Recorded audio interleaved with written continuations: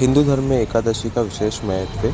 साल भर में 24 बार एकादशी आती है। इस बार जो एकादशी आ रही है, इस दिन तुलसी का कुछ उपाय करने से साल भर लक्ष्मी नारायण की कृपा बनी रहेगी। भारतवर्ष में अनेक प्रकार से त्यौहार बनाए जाते हैं और तिथियों के अनुसार अनेक प्रकार से व्रत किए जाते हैं।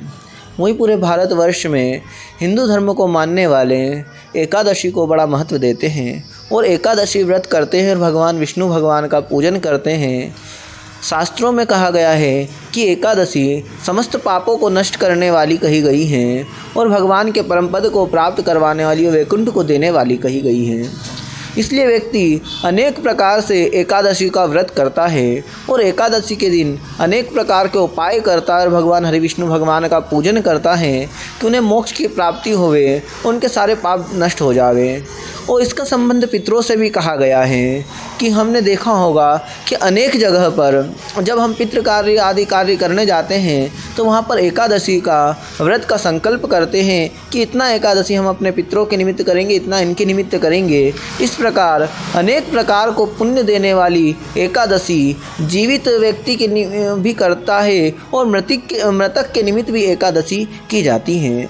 इसी प्रकार प्रत्येक एकादशी का अलग अलग महत्व कहा जाता है। 12 माह में 24 एकादशी आती हैं और इन एकादशियों का अलग अलग महत्व कहा जाता है। वहीं इस वर्ष फागुन माह में की जो कृष्ण पक्ष की एकादशी आ रही है, इसे विजया एकादशी कहते हैं। कहा जाता है कि विजया एकादशी का व्रत जो जातक करता है उसे हर कार्य में विजय प्राप्त होती है, उसको हर क्षेत्र में विजय प्राप्त होती है।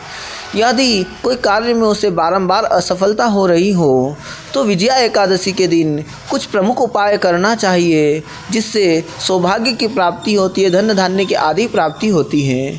इसमें प्रथम उपाय कहा गया है कि यदि किसी जातक को बारंबार नौकरी या अपने किसी कार्य में विघ्न आ रहा हो तो उसे माँ तुलसी के पौधे के समीप विजया एकादशी के दिन घी का दीपक अर्पित चला कर तुलसी चालीसा का पाठ करना चाहिए।